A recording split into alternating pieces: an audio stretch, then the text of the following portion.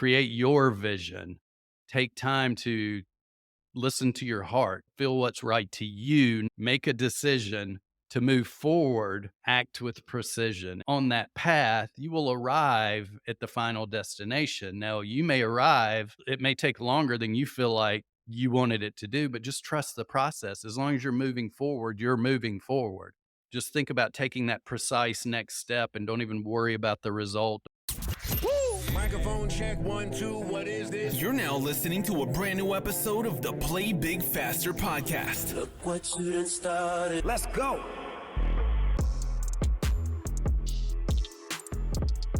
Welcome to another episode of the Play Big Faster podcast. I'm your host, Cherie Prince, and we're joined today by Evans Putman. Evans is the founder of Podcast Profit School and also the creator of Servepreneur Blueprint. Hello, Evans. How I am you doing great. Thank you for having me, Cherie. I look forward to serving your audience and giving as much value as we can today. This will be fun. Look, I hope so, because we put people to work when they come business. So we got lots of questions All for you right, today. let's do it. Let's dive in. Lots of questions. Okay. So the big question is, when did you start podcasting? But primarily, when did you start podcasting? I got into the podcast space probably about, I'm looking at my calendar over here trying to get an idea because it's probably been about 6 years ago. I came to a point where it was unexpected. I didn't even plan on doing it. How many of those listeners out there had things come into play that you felt like, oh, this is just, I'm having a problem here. Because what happened was I lost some clients from my previous consulting business, and my wife had just come home from a really successful career as a restaurant manager, and we had a young daughter, and all of a sudden my business blew up. And it was an unexpected twist that somehow I ended up in podcasting because I met my next client who later became my partner in a business, and he had a podcast. And like any good entrepreneur, when he asked me if I could help him with something, I just was like, yes, I can do that. And then I figured out the rest along the way. So that's how it was an unexpected twist. But sometimes when I look back at it now, at the time, I thought, God, this is a disaster. I'm losing all my clients. My wife is no longer bringing in an income. Everything was going great. And now I can't even afford to pay the bills. But then what happened after that was the way it was supposed to be, and everything worked out perfectly. Today, you refer to yourself as a Mhm. servepreneur. Unpack that for us. I sort of, I wouldn't say that I gave myself this name because we don't want to give ourselves nicknames. Have you ever seen there's the Right. Seinfeld episode that goes into that. My daughter, who is about to turn 13, will tell you that everything in my life seems to revolve around a Seinfeld episode because I was a diehard viewer of that many moons ago, back when we had to record it on VHS tapes, and I had stacks of them in my house. But through time, what I discovered once I moved from the podcast business that we had before, and I started going out on my own to teach people what I had developed through podcasting, how to grow the audience, how to get leads, and how to get sales for your business. I started going out to teach others this business model because we had done it and it was successful. But what I did was I found myself in this world now where no longer did I have a well-oiled machine. It was just me. And in order for me to really start to help people, I would always lead with service. And it didn't matter who you were, right? It's like some people I know, they serve others when it's like, hey, I really want to meet this person who's my idol, my dream coach, maybe, or something. And so they go that route. But for me, it's like I served everybody first because I just wanted to share what I had to offer with people. And the more I did this and the more I did this, people just started referring to me as, you're a serve first entrepreneur. Evans is this guy you want to meet. He'll get on the call with you. He'll just like spill the beans and give you real value. It's not one of those discovery calls hidden as a sales call kind of thing.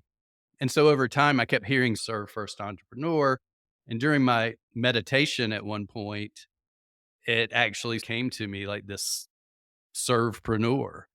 And from that point, I developed what I call the Servepreneur Blueprint, which I now have trademarked. And I'm excited because I'm getting ready to launch a new podcast, as I was sharing with you. It'll probably be out by the time this episode comes out too, Sheree. I'm excited about that, but that's coming out. It's going to be called the Servepreneur Blueprint, but it's how to create a an entrepreneurial business where you are impacting the world in a positive way, changing lives, and creating a business that's a force for good. So I seem to really resonate with a lot of people. It resonates. That message tends to resonate with a lot of people I'm finding now that are a little, they get into the online space and the online coaching space. They follow their passion and their purpose, but they feel they're starting to feel a little disconnected from it because some of it feels so disingenuous to how they want to lead with their heart and with service first. So I've found that the whole message really connects with people, and I'm excited about that. I'm looking forward to launching that podcast early 2024. With the Servepreneur Mhm. Blueprint, I'm not going to ask you for your secret sauce, but if you can just give us a framework for Yeah, this. and that's fine. I'm happy to share. So these words came to me and this thought process came to me where, as I've been in this, I don't know how many times you've heard so many people say things like, you should, instead of doing to have something, you should be the person, do it, and then have it.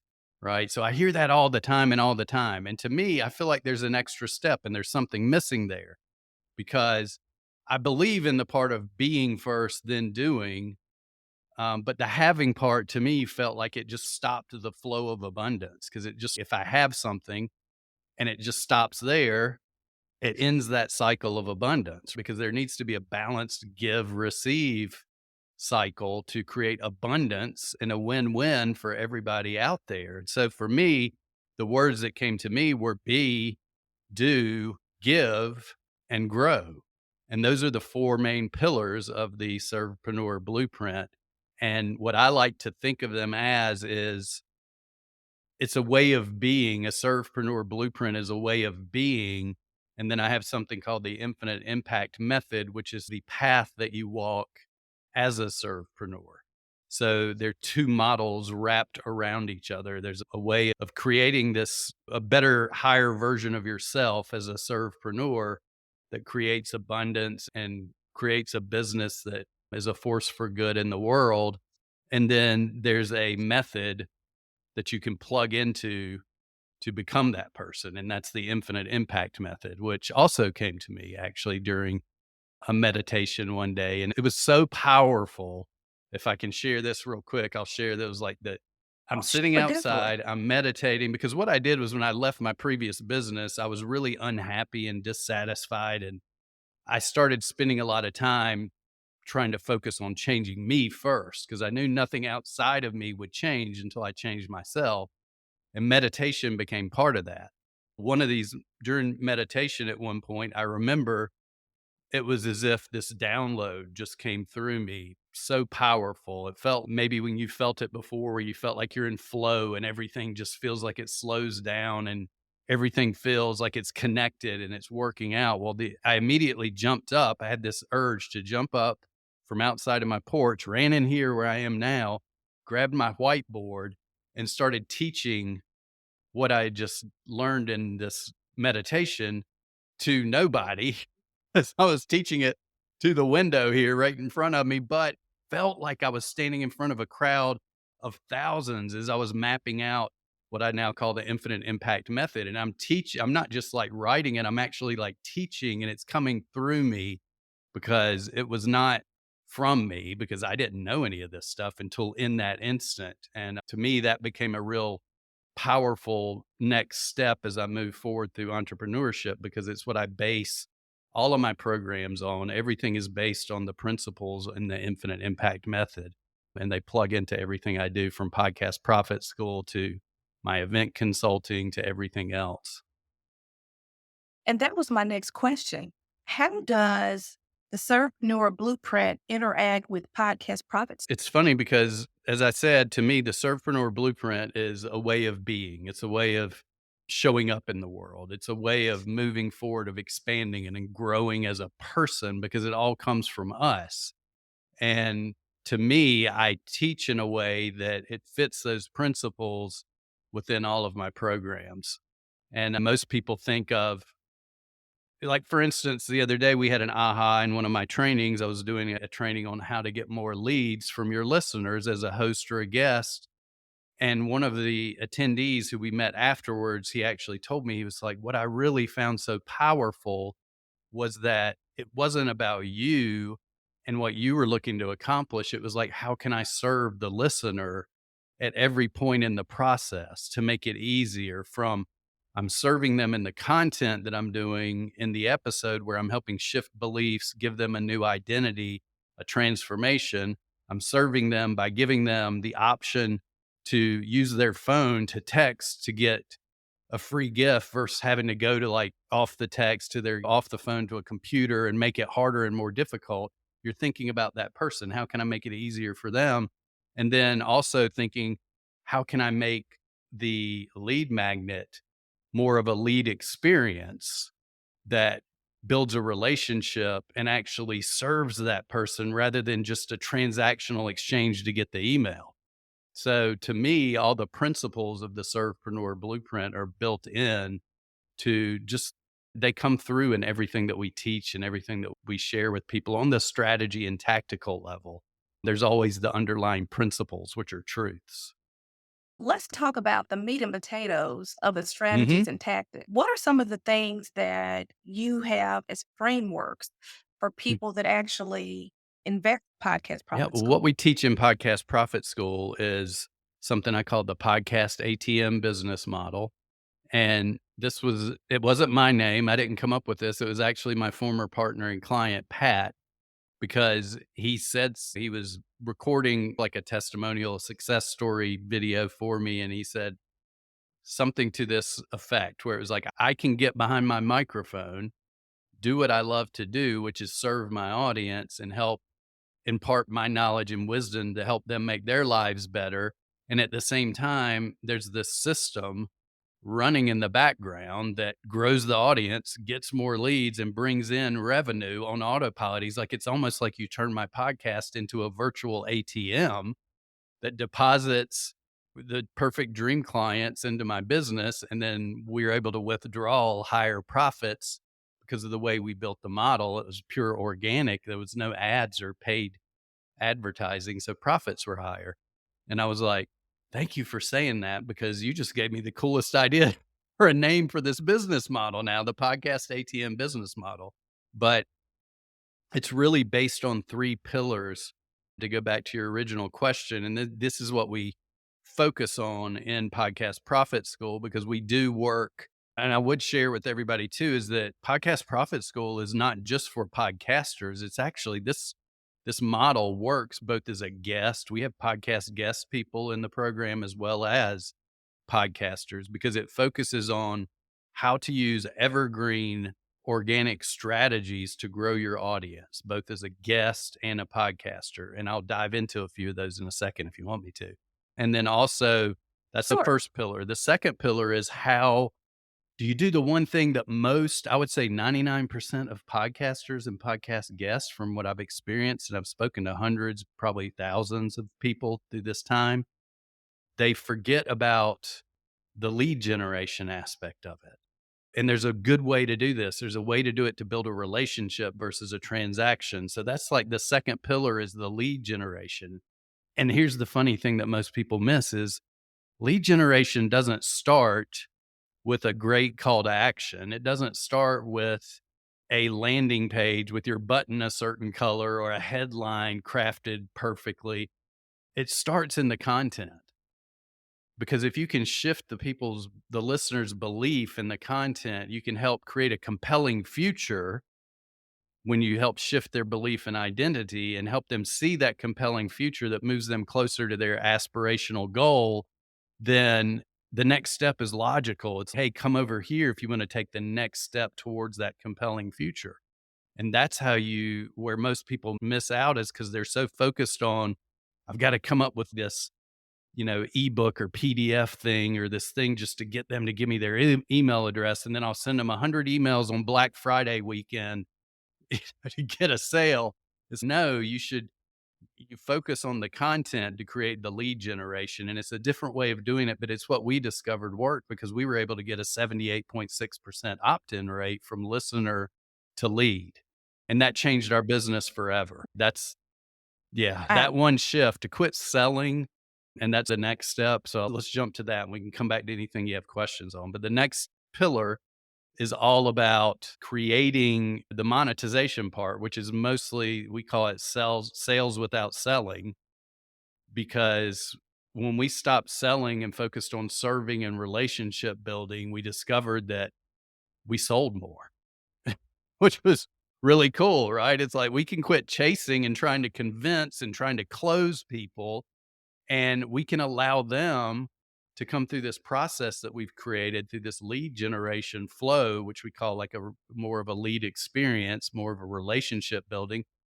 And they actually get real results versus just downloading a PDF and sticking it on their hard drive. And when they do that, they self-select because all of a sudden they're like, I actually had a client the other day tell me this exact words where she said, Evans, I did what you said to do. I created like a multi-step relationship building lead generation flow. And at the end of it, 9 out of 10 of them like were sending me messages saying, what's next? How do I work with you? What's the next step? And she was like, I've never had that kind of result where people just got my free thing and then immediately reached out to me to want to work with me. That's good. If you can just give us an example of what a lead generation thing Yes, looks like. I'm happy to. And I'll actually give your listeners like access to a blueprint where they can build their own at the end of this. So we'll leave that hanging there for like later. But the way this looks is, to answer your question, I'll ask everybody listening, just you answer. Obviously, I can't hear your answer. So answer this in your own mind. If you're listening to a podcast as a listener, or your listeners that you're speaking to, they're listening to a podcast. What if they raised their hand and said that they actually like to do? It's a trick question because the answer is right in front of you. But the answer is they like to listen to podcasts. So my question is, step one, why are you offering somebody an ebook for your free thing? Why are you not offering them something that they already raised their hand and said they like? So what we do that I help people do is create multi-episode audio lead generation experiences. And to put it in simpler terms, it's basically like a 5-episode private podcast, right? A 5-episode audio, but it's designed in a specific way to give them an actual to give the person who gets into this an actual result, real momentum. But it's based on this principle that most people forget about because everybody is so busy trying to get attention, they forget about holding attention. And if you can be the 1% that focuses on holding that attention, treating that person like a real person, and bringing them into your world that way, they're more likely to stay. So this lead magnet is basically an audio podcast, 5 to 8 episodes, designed to take them from a journey to solve one tangible problem, or one problem with one tangible result. So they actually feel like, you know what? I've built so much, especially if you're a podcaster, right? They've listened to you. You've built so much trust with them through your podcast. As a guest, they may have connected with you and they feel like they know you a little bit more. They've spent 30, 40 minutes with you on this podcast. Now you're actually giving them a result. So imagine how much deeper the connection is now. And also you're spending more time with them in their ears over that multi-episode audio product. So now they feel like that connection is even deepened with you. And there's a scientific, I don't know the name of this, but there's this amazing book called Oversubscribed by Daniel Priestley. And he mentions this. If you spend 7 hours with somebody and have 11 interactions in 4 different locations, science has proven that it creates a deep human emotional connection and a deep bond with that person. So if you can move them from listener to lead, but the lead is not just a transactional exchange, but the opportunity to spend more time together, you're creating that human connection and that bond. Plus, you're actually giving them a real result. So the trust level goes up. And at the end, the next logical step is now that I've gotten this result, what's the next thing I can do? And that's what my client experienced when she was like, everybody kept reaching out to me, like, what's next? What do I do next? How can we work together? How can you help me? And it's just it goes back to that part of serving. You have to trust the process. You have to put a little more effort into getting Chat GPT to give you like a 10-step PDF thing that you can give people, right? That has no real value, right? You have to trust it that I'm serving these people this way. Because when we did this, and I'll give people a real number so that they can feel this. Like I said, we had 78.6% opt-in rate, which I know that number by heart because it was crazy high, right? It was like, how did we do this? And I went back and dissected everything. I'm like, was it the button color? Was it this? Was it that? And I realized we were creating desire for the next step in the episodes and showing them how they could get that next step. And they just wanted it. But then as they come through this process, what we discovered was from that list of people that opted in, 80% of our highest value clients, 80%, the ones that bought the most, bought repeated offers with us, they spent the most money with us, they ascended to our next levels up in our programs, and they also referred us more business. They all came from that list. So to me, it was like, this is the perfect way to do it. And we were no longer were we trying to run people to a webinar, trying to get them to watch a VSL video sales letter, get them on a call and close them and do all of that kind of stuff. We just allowed the podcast, basically turned into a podcast ATM, a podcast sales machine. We let it do all the work and take people through this whole process. And when they came out the other end, they were reaching out to us saying, what's next? How can I work with you guys? What would you suggest I do first? It was just very powerful. And so, look, that puts us at the perfect spot. How can people work with you? As you mentioned, we have Podcast Profit School, which is basically just www.podcastprofitschool. And it is something I started this year because previously I had a really expensive program, and I still do. I work with a lot of consulting clients, really successful people, but I knew there were so many other people I wanted to serve. So we created more of a membership style program where you can come learn the model. You can hang out with really cool people because we all know that podcasters and people that love to do podcasts are all really cool. They're collaborative, they support each other, they help each other. We've got a really cool community we're building, and it is everything from, and the crazy thing is that it's three times a month I come in and I coach. So I'm doing the actual coaching. I haven't hired this out to anybody else. It's me doing it. But we're also bringing in experts to teach things that I'm not an expert in. We're doing hot seats. We're doing like member makeovers. It's really fun and really powerful.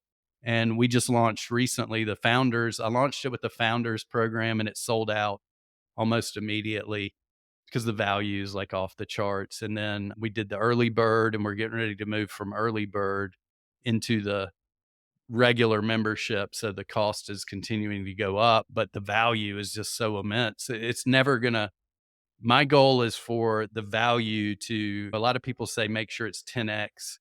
To me, it's more of almost 100x. And I really hope to bring in the network of people that I'd known over the years, people who are experts in podcast guesting and offer creation and email marketing, all these subjects that I've been blessed to be around people to learn from and experience their genius that I want them to come share.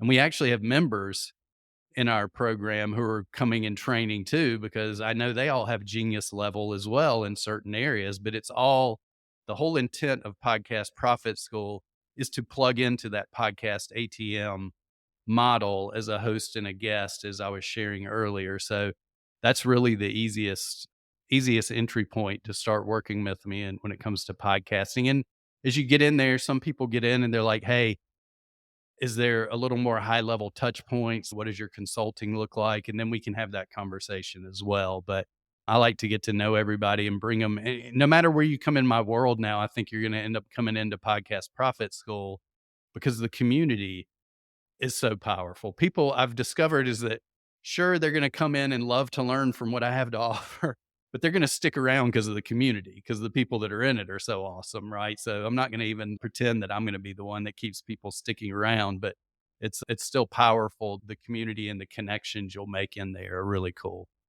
Evans, if you can share with entrepreneurs one piece of advice on how to play big faster, what would it be? Okay. Well, there's a do I have to just do one? I'm just kidding. I have this 3-step thing that I think will fit that I want people to really think about this because this to me, this will help you at almost any stage that you're at as an entrepreneur, whether you've closed out one season of success and you're ready to move into a different level, whether you're brand new, whether no matter where you are, it all starts with this. It's like a short little 3-phrase thing, but the first one is to create your vision, right? Create your vision. Take time to listen to your heart, feel what's right to you, not just because some coach told you to do something to be successful, right? So create your vision that's authentic to you because that's how you're going to be the most successful, right? When you're your authentic self. So create your vision is step 1. This is the tough one. Make a decision make a decision to move forward with that vision, right? Because the tough thing about it is, as you and I both know, when you make a decision and stick to that decision, you're cutting off a lot of other things. But you have to make a decision and stay focused on one vision. Otherwise, you're just going to feel like you're treading water and you're not going to get any momentum. And so it's create a vision, make a decision, and then act with precision. Act with precision. And what I want to just clarify is I didn't use the word perfection. It's not act with perfection, it's act with precision. Just if you need to find somebody that's been there before that can guide you on the step by step, that's okay. But make sure it aligns with your vision, not with their vision. But as long as you act with precision, taking precise steps forward every day on that path, you will arrive at the final destination. Now, you may arrive, it may take longer than you feel like you wanted it to do, but just trust the process. As long as you're moving forward, you're moving forward. So I like to just make sure that people just think about taking that precise next step and don't even worry about the result. Don't worry about what happens because whatever result happens will be the thing that was supposed to happen. And you learn from it and take the next step.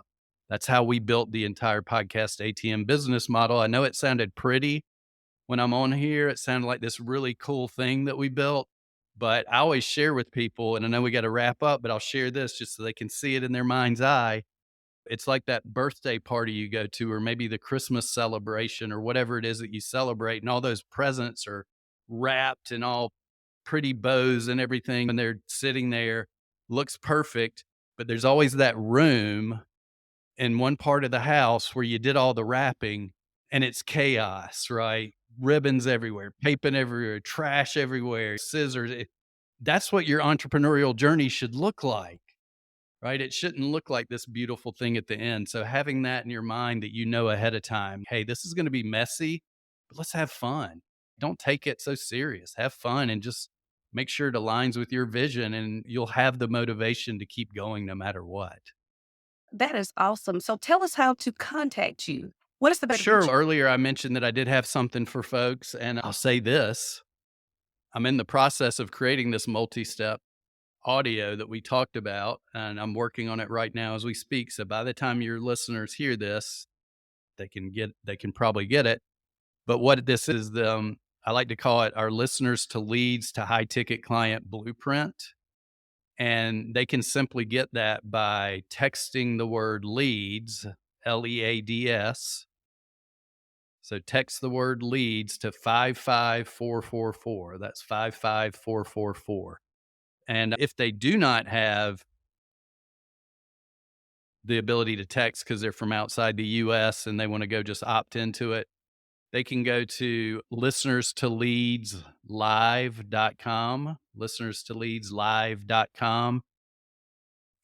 listeners2leadslive.com/blueprint and access it that way. And I'll make sure that I add that in the show notes as Yeah, well. thank you. So, Thank you very much. I appreciate it. And then I would say if they want to find me anyway, you can just look me up. There's not that many of me on social media with my name. I'm plural, so it's EVANS and PUTMAN. So I have this name that's like most people hear it, see it differently. So I'm easy to find on social media. Come find me and give me a shout. well, Evans, thank you so much for all the gems that you dropped for us Yeah, today. you're welcome. I'm just appreciative for the opportunity to be here. It's one of my favorite things to do, to serve and to share with people. And until next time, play big faster. Thanks for listening to this episode, and remember to play big faster.